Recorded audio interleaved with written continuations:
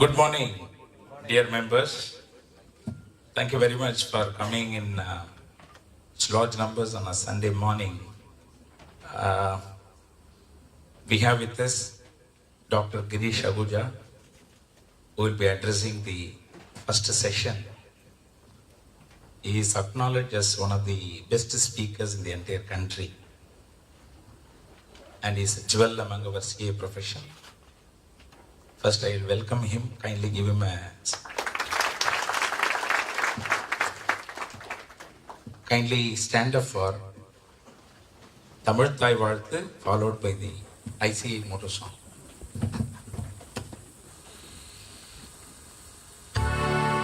நீராறும் கடலொடுத்த நிலமடந்து எழிலொழுகும் சீராறும் மதனமென திகழ்வரத கண்டமிழி எக்கணமும் அதிசிறந்த திராவிடனல் திருநாடும் தக்க சிறு பிறையுணரும் தரித்தனரும் திலகமுமே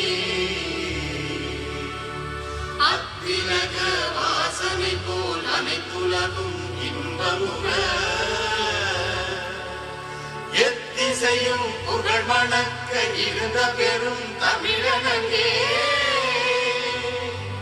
தமிழனங்கே உன் சீரிழமை திறமியந்து செயல் மறந்து வாழ்த்ததுமே வாழ்த்ததுமே வாழ்த்ததுமே.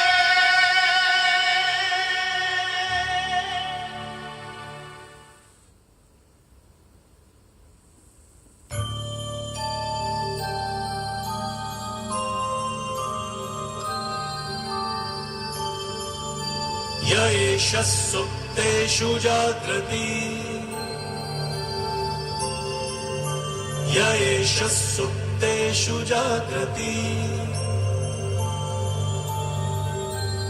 कामं कामं कामं कामुषो पुरुषो निर्मिमाणः निर्मिमाणः तदेव शुक्रं तदेव शुक्रब्रह्मा तद्ब्रह्मा तदेवामृतमुच्यते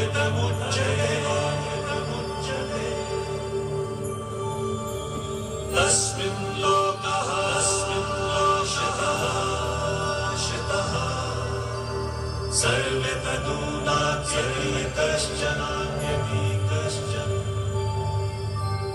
एतद्द्वैता एतद्द्वैता एतद्द्वैता एतद्द्वैता एतद्द्वैता एतद्द्वैता. Thank you. On behalf of the Institute of Chartered Accountants of India, on behalf of the Continuing Professional Education Committee of the Institute of Chartered Accountants of India, I extend a very warm welcome to our eminent speaker, Dr. Girish Ahuja, and I request our Regional Council member, Mr. Palguna Kumar, to present a shawl. I request Mr. Arulvali, Chairman CPE Committee, to garland him.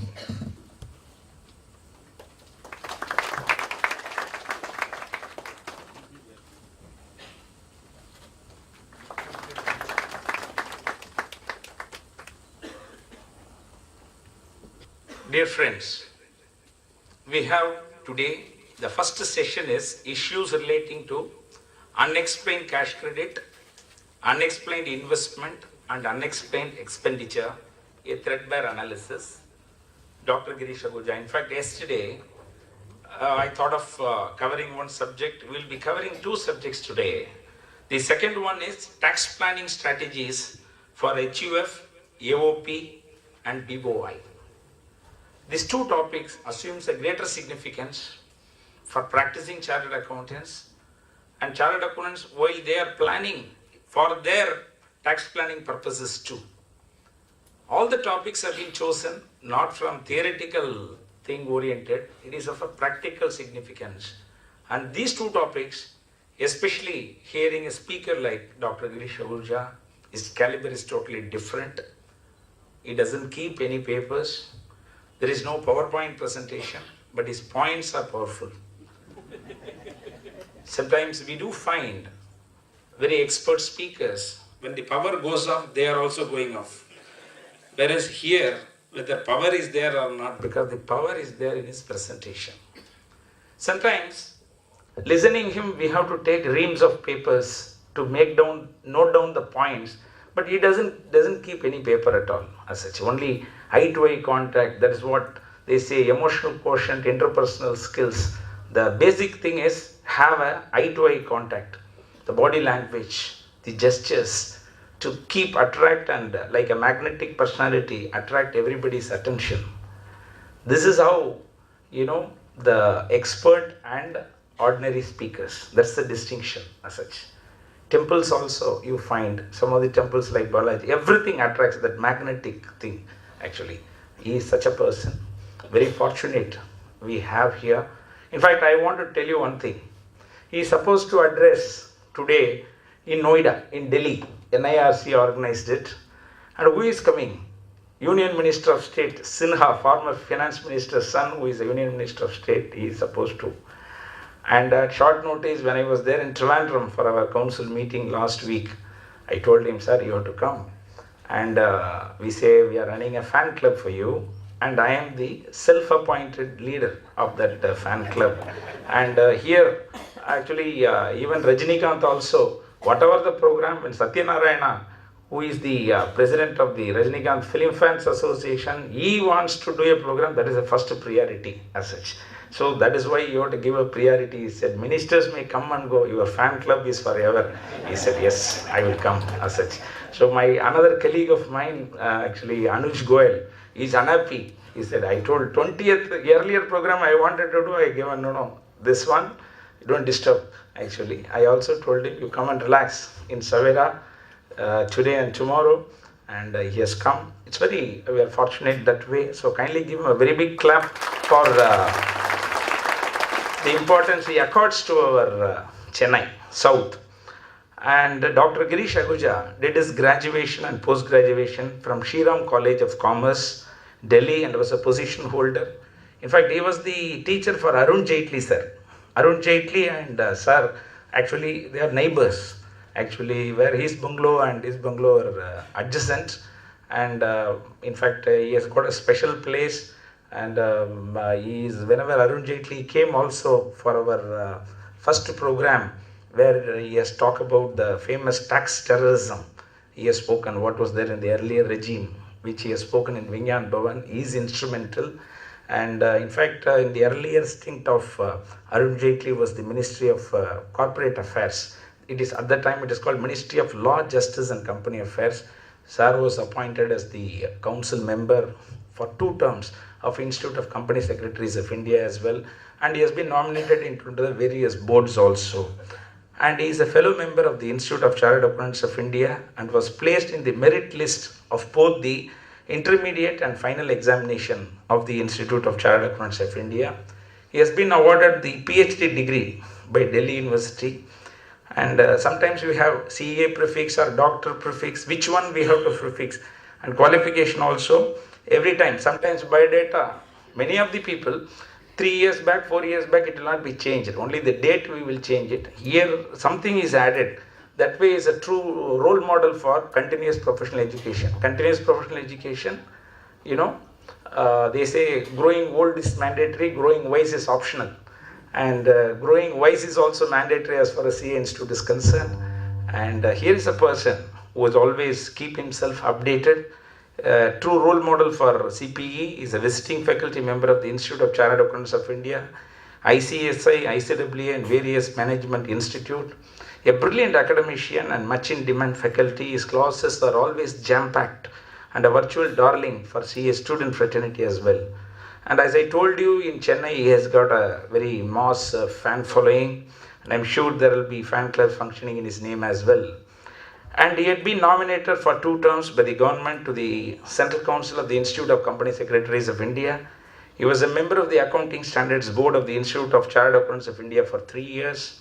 He is a member of the Direct Tax Laws Committee, co-opted member for Review of Education and Training constituted by ICAI, And any pre-budget memorandum, post-budget memorandum, whatever prepared, his role is always there, and very harmonious interpretation of the tax laws always his strength as such. So he doesn't read in isolation. That type of macro picture, big picture, the intention, going behind the intent of the legislation, that is his strength. And he is on the board of directors of many companies and a vast and rich experience in the field of finance and taxation. Dr. Girish Aguja is a treasure trove of knowledge, and he has addressed over 2,500 seminars and conferences on various topics in taxation. An arresting and erudite speaker, he speaks in a style which is inimitable and truly his own. He travels the length and breadth of our country, addressing the forums on various topics on taxation. And in fact, the passion with which, otherwise it is difficult. The traveling, daily you have to travel, means morning, early morning he reached around 11 o'clock, 11:30 he has come. And morning he has to get up and he has to, that is daily. Suppose if you are doing it one day, okay. Now all the 7 days he will be traveling throughout. What is the thing? Various foods, different type of culture. Sometime Mizoram you have to go, Manipur you have to go. He doesn't make a decision. He was there in our regional conference in Madurai, he was there. So that is a passion with which he addresses. It's not the mere, he gains strength. So whatever your energies, he takes it and that has come. Otherwise, it's a bit difficult to make it. And he has got a fine sense of humor. His speech is peppered with amusing anecdotes, and even the driest subjects becomes palatable. And he is the author of over a dozen books on direct taxes for members and students, and popular books for professionals, some of them being concise commentary on direct taxes, the direct tax ready reckoner, gate to fringe benefit tax, gate to deduction to tax at source, taxation of capital gains. In fact, for removal of FBT, various forums what he has addressed, that was also solid foundation for us to give a very very strong rebuttal to the then finance minister, Mr. P. Chidambaram, who brought it borrowed the ideas where tax on expenditure instead of tax on profit, which in various forums he has addressed why we should remove it, why it goes against the concept of taxation. And a scintillating speaker, his command on topics concerning tax is so phenomenal that he has the capacity to keep the audience riveted to their seat with his talk peppered with amusing and apt anecdotes. As I told you, he uses no papers, no PowerPoint presentation, but can hold forth without a pause in a fluent and lucid manner. And with this prelude, a great pleasure in presenting before you Dr. Girish Aguja. Please give a very big hand. Now I request Dr. Girish Aguja to address the members issues relating to unexplained cash credit, unexplained investment, unexplained expenditure. You will come back after Sunil Talatiji, tax planning strategies for HUF, AOP and BOI as well as a third session. Over to Girish Aguja. CA Mr. V. Murli, the chairman of CP Committee of SIRC, of Institute of Chartered Accountant of India, the person who I cannot refuse whenever he invites me. I have to come to that place whenever he invites me, because he has to invite me not here only in Chennai, other places also, being the CP Committee chairman, and of course CP Committee chairman of Southern India region, Mr. P.R. Aurali, and my friend Mr. Bhawan Kumar, the member SRC, ladies and gentlemen. Well, friend, talking about section 68, 69, 69A, 69B, C and D. These sections, where that sections find place, are there up to 60. If you have to calculate income under 5 heads of income, the sections are for salary 15 to 17, for house property 22 to 27, for business appropriation 28 to 44 dB, for capital gain 45 to 55A, and for other sources it is 56 to 59. So where are those sections? 68, 69, 69A, 69B, C, D. 5 heads of income do not find place 68. Whatever their heads of income, they are already up to 59. These sections are relating to deemed income. Deemed income. 68, 69, 69AB are all deemed income. It is not income which is declared by me. It is the income which is undisclosed, found by the AO, assessing officer, and not by me. If I write an income, I'll give some head of income, whether it is house property or salary or capital gain or PGP or other sources, I will definitely declare that income. But this income has not been declared, that meaning thereby. And who has found this income? It is AO who has found this. So this income does not find place in total income, return of income. If it is in return of income, that means I have disclosed that income. It is not there in the return of income at all. There is no column in the return of income of 68 to 69D. It is not declared by me. It is undisclosed. First point is this. Now come to section 68. Please catch the words which is given there, very important words. Where any sum is found credited in the books of account of the SSC maintained by him for any previous year. Sum is found credited. Found credited. Very important. Found credited in books of accounts maintained by the SSC for any previous year. Second point is you have maintaining books of accounts and there is a credit in that. And the SSC does not offer any explanation of the nature and source thereof. What is the nature of that cash credit and what is the source of that credit? Or offers an explanation which is not in the opinion of the AO satisfactory. Which is not in the opinion of the AO satisfactory. Either he does not offer explanation or offers an explanation, opinion of the AO, it is not satisfactory. Then such amount, such sum shall be charged to income tax as the income of that previous year. What is important is 2 points.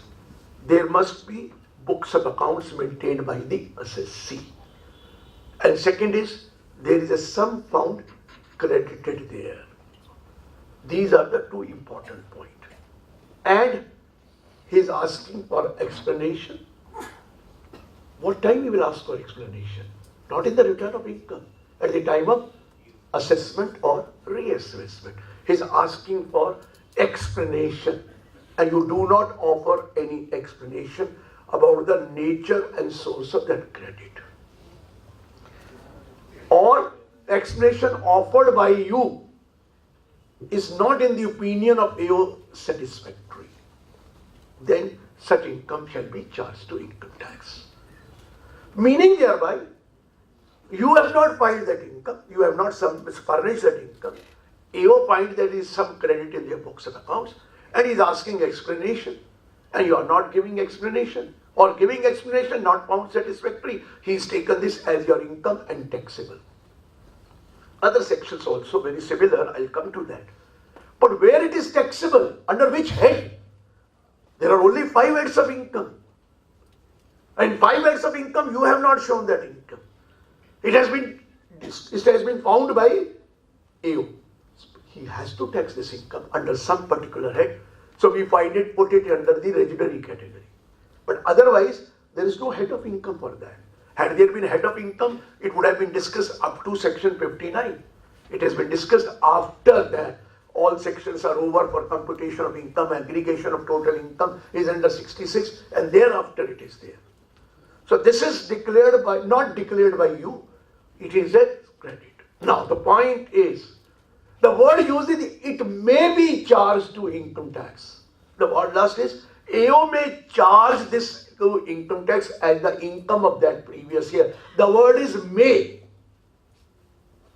When this was presented in the parliament and referred to the select committee, at that time the word used was shall charge. The AO shall charge that income as the income of that previous year. The shall was replaced by may. Why the word may is there? Obviously, AO has to charge that income if there is unexplained cash credit. Then why this word may is there? The select committee pointed out at that time, it is quite possible that the books of account, that it is found credited in your books of account. I mean, we understand. But it may not be income of that assessee. It may be income of a third person. Then if it is shell, you means you will have to charge the same assessee. If it is shell, you will have to charge the same assessee. If it is may, then you may not charge the same assessee. You may charge the other assessee. I'll give you a very good example of that. Suppose there is a partner capital introduced. Partner's capital. Where it is found credited in books of account? In the firm's books. There is a credit of the partner's contribution capital. Now the explanation is sought. From whom? The firm. Please give us the nature and source. It gives the nature and source as partner's capital. Will this be income of the firm if it is not explained? Or will it be the income of the partner if it is not explained? This is the point which is very important. Partner's capital. Law has held it. If it is before the commencement of the business, the partnership firm has yet started. Where is the question of undisclosed income of the firm? Because it is yet just started. It just started. So in that case, he shall not tax the firm. If the word shall is there, he will have to tax the firm. In this case, he will have to tax the partner. He will have to tax the partner because the partnership firm, new capital has been introduced in the beginning of the firm. How can firm earn undisclosed income? It is the undisclosed income of the partner. But once the firm is in existence and thereafter capital is introduced and you are not able to explain the nature and source, then in that case, the AO will tax or may tax the firm, indicating as firm's unexplained income and not of the partner. So therefore the word may is there. Thus may does not mean that it is a discretion with him not to tax at all. If it is found there is undisclosed income, he has to tax it. But the question is, he may tax in the hands of the assessee or he may tax it in the hands of any other person. So the word may. The question comes, you don't offer an explanation. That is very simple. But you offer an explanation. In the opinion of the AO, it is not satisfactory. What kind of a thing is this? Your role is, the assessee role is three roles. Number one is identity of the creditor. While giving an explanation, there should be identity of the creditor. Two, capacity of the creditor to pay such money. Capacity of the creditor. And the third most important is genuineness of the transaction. Genuineness of the transaction. These are the three conditions to be satisfied for explanation to be satisfactory.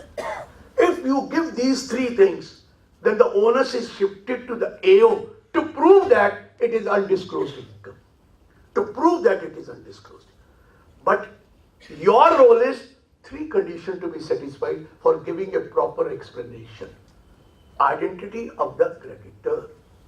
Please give name, address, PAN number, etc. of that creditor. Credit may be of any entry. I'll come to that. It can be share application money. It can be gift. It can be what you call any loan. It can be any kind of credit which is found in your books. Any kind of credit. And it may not be cash only. The word is cash credit. But judgments are there. It does not mean only cash credit. Any credit found in the books of account. It may not be only relating to cash. Even if you received a loan under account paid check and you are not offering the explanation or the explanation found are not satisfactory, it is your undisclosed. So therefore, it's not relating to only cash transaction, it is also related to any kind of sum credited in your books of account. That is very important. Coming to, so genuineness of the creditor, capacity of the creditor to pay such amount. Capacity. I'm not asking you source and source of the source, but at least source of the creditor to pay that amount. It's not that he has deposited the money cash and given you a loan. Source. And third is genuineness of the transaction.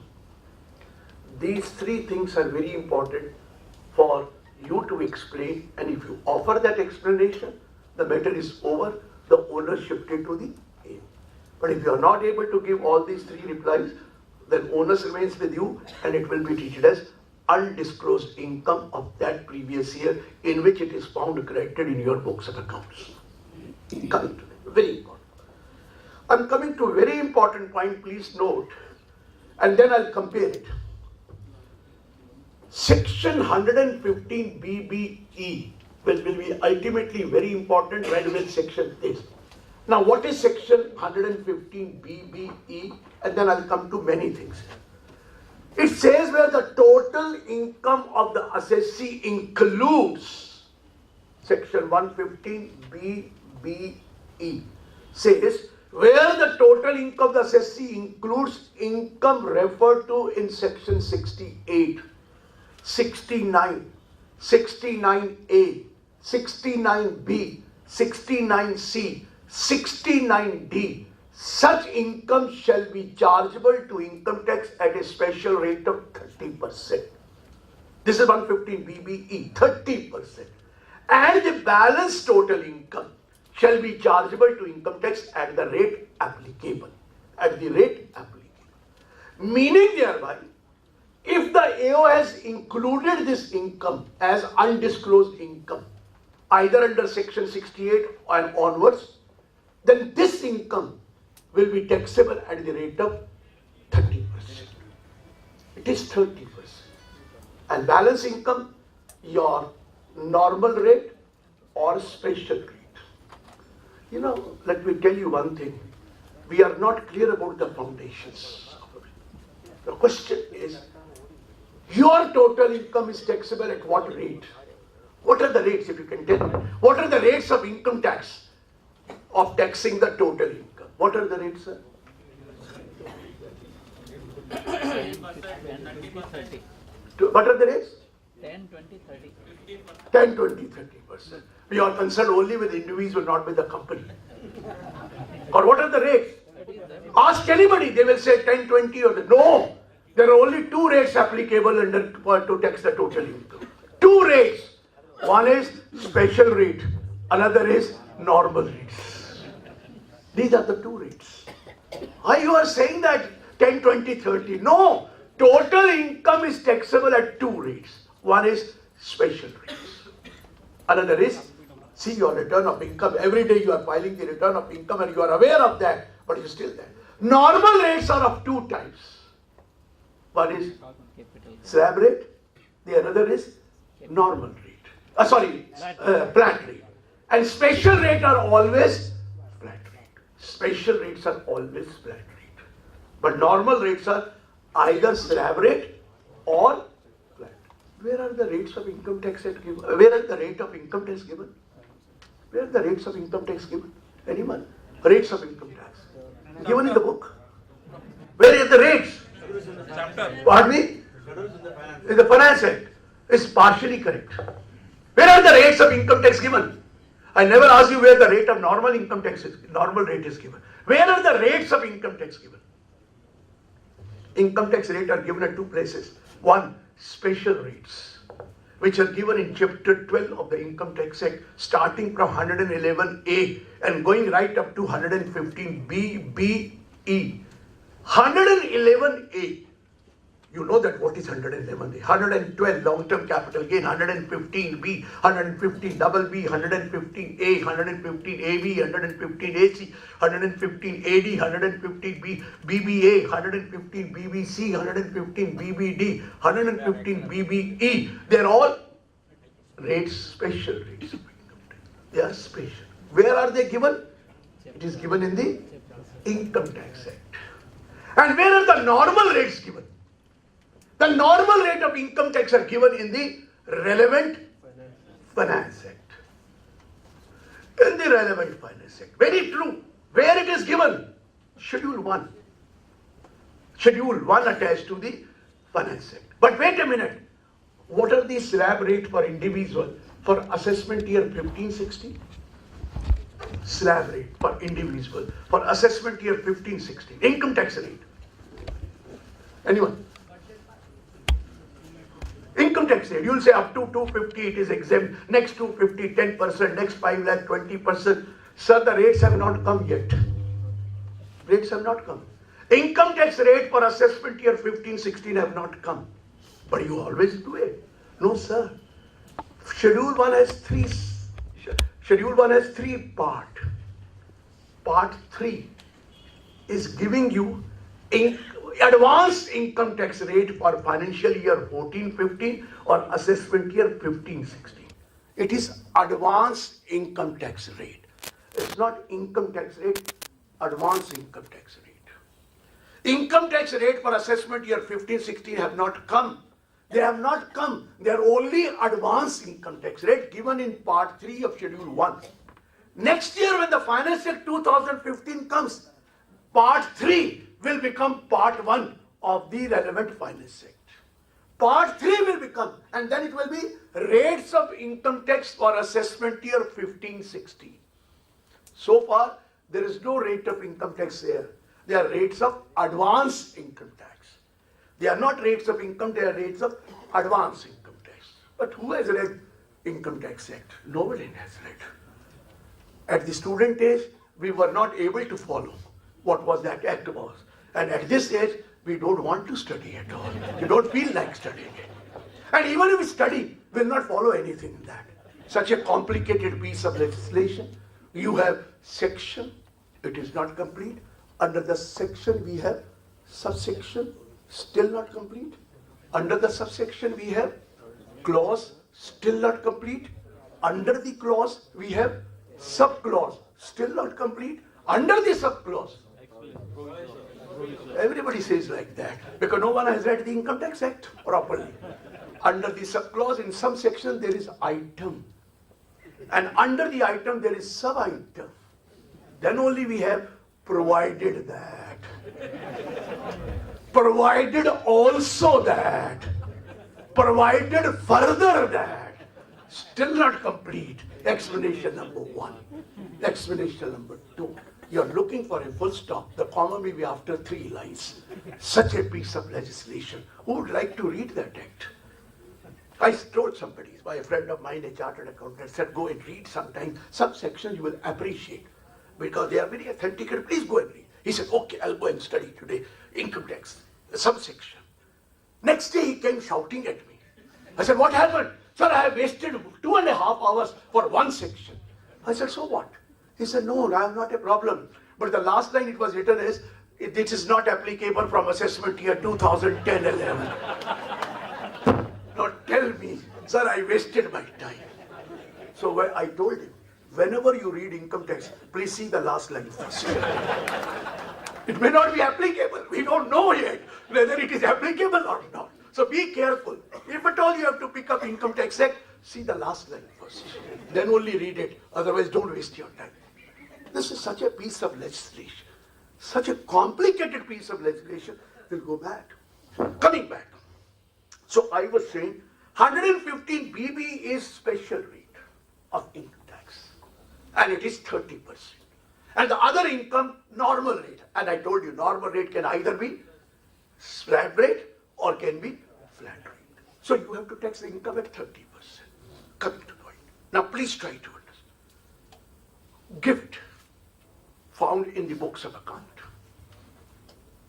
Gift found in the books of account. First, is it a cash credit or not? Can it be covered under 68? The answer is yes. Any amount found credited. Gifts are 2 types now these days. One, gifts which are exempt under section 56 of section 2 clause VII. And second is gifts which are taxable. Am I right or wrong? Gifts which are taxable. What are gifts which are exempt under section 56 of section 2 clause VII? 56(2)(7). Number 1 is gift from relatives. We all know that.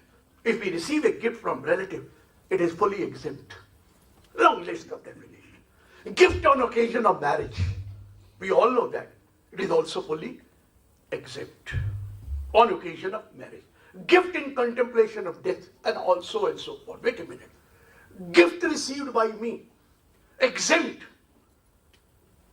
Can he ask questions on that? Answer is, it may be exempt. I have received the gift from my relative. May be exempt under 5627. But if it is found in books of accounts credited, he will ask you, please give the nature and source and also offer an explanation for who has given. That is, name of the creditor, that is name of the donor, capacity of the donor to give that this, and genuineness of the transaction. Now, even if it is a gift which is exempt, you have to give the source, you have to give the name of the donor, and it should be a genuine gift. Is gift genuine? In India, gifts are not given, gifts are taken. Am I right or wrong? Gifts are not given, those are taken.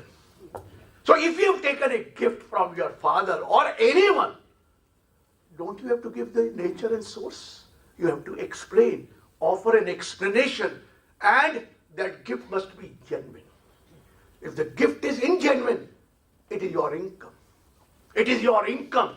Though it may be exempt under section 56 of section 2, clause VII, but still you have not been offered to give you have not been able to give the source, or you have not been able to identify, then in that case it is fully taxable whether it is received from relative. At what rate it is taxable? At what rate? Not at the normal rate if you are not able to explain. It will be taxable, although exempt, at a special rate of 30%. At a special rate of 30%. If it is exempt. Now, gift may be received from India, relative from India, or gift may be received from a relative from outside India. It does not make any difference. It does not make any difference. You have to give the nature and source. You have to give the source and the name of the donor and everything. So it does not matter your relative is in India or relative is abroad. Foreign gifts are also exempt. Indian gifts are also exempt. But problem is that you have to prove the genuineness of the transaction. You have to give the name of the donor and identity of the donor and capacity of the donor to give that gift. Am I right? Second is gifts are taxable. Means you have received a gift from a person other than relative. Or second is gift on occasion of marriage. You receive a gift on the occasion of marriage. Is it exempt? Yes, it is exempt. But still you have to give the source. You have to give the name of the donor, name of the person who has made a gift to you. We'd although receive a gift from, at the time of occasion of marriage, 1100, but we will show as 11,000. 500, 5,000. 2100, 21,000. We make out a list of the donor and put it into the bank as a gift received on the occasion of marriage. But don't you have to show the name of the donor, identity of the donor, and it will, and if you are not able to prove that gift, even it is received on occasion of marriage, it will be fully taxable at the rate of 30%, not at the slab rate will be. Now coming to gift which is taxable. You are yourself saying it is taxable. Still, do you need to give the source or not? You are yourself saying it is taxable. 56 subsection 2 clause 7. You say I have received the gift. Now it can be of two types. One, gift taxable, but you fall in the slab rate or exemption. Gift which is taxable, you fall in the rate of maximum margin rate 30%. Please try to understand, I'm giving you a very, very important point. You may agree, you may not agree, but I'm coming to that. Gift which is included in my total income. I've shown in my return of income gift. These days, in your income from other sources, you have to give source of each income. Interest on bank deposit, gift and other receipt. It is there. Now columns are separate. Earlier we used to write any other source.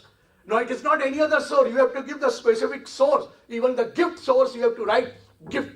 Suppose I have written gift and I am paying tax. 1, exemption, claiming exemption. 2, claiming slab rate benefit. 3, taxable at 30%. Will it make any difference? If I take it an exemption, obviously you will ask that please give the source of that gift. You can't say that I'm taking exemption and you don't, it is taxable, I've already included in my income. Is it taxable? Can he apply 68 when it is already shown by you as income? Can he apply 68? 68 only is when you do not show it as your income. It is already shown as income. Whether you are claiming exemption, or you are claiming slab rate, or you are taxing at 30%. In all the three cases, you have already shown gift as income from other sources because you are saying it is taxable. Then, what will happen? You cannot be covered under 68 because 68 is only when it is found credited and you don't, it is undisclosed income. I have already disclosed. But still, you are claiming exemption, or you are in slab, or you are at 30%. Will it make any difference?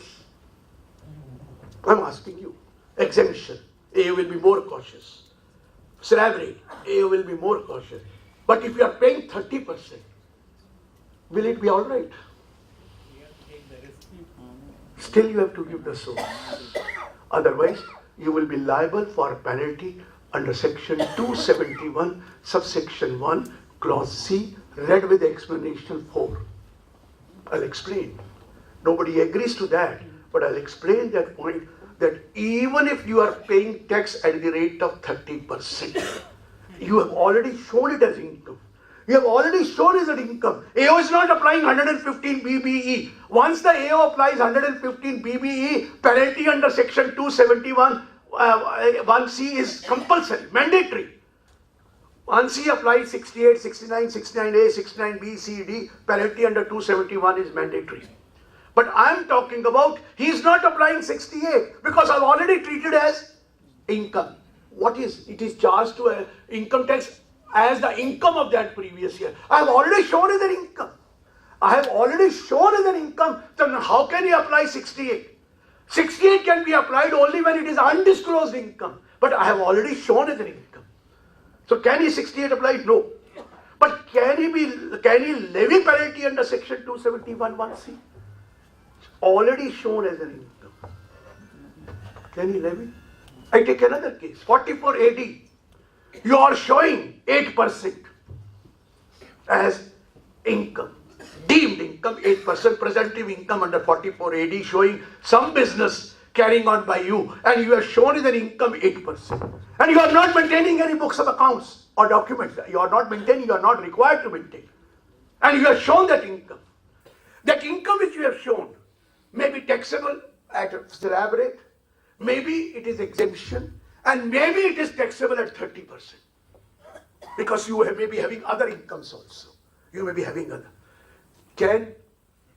He cannot apply for 68 obviously because you have shown it as income. But will penalty be leviable? Will penalty be leviable even if you have taxed it at 30%? Gift taxed in my hand at the rate of 30%. Will penalty be leviable? The question is this. I have paid the maximum amount of tax, whatever is leviable. Will penalty be leviable? The question before me is, I have already shown that income. It's not an undisclosed income. It's not an undisclosed income. Already shown in my books.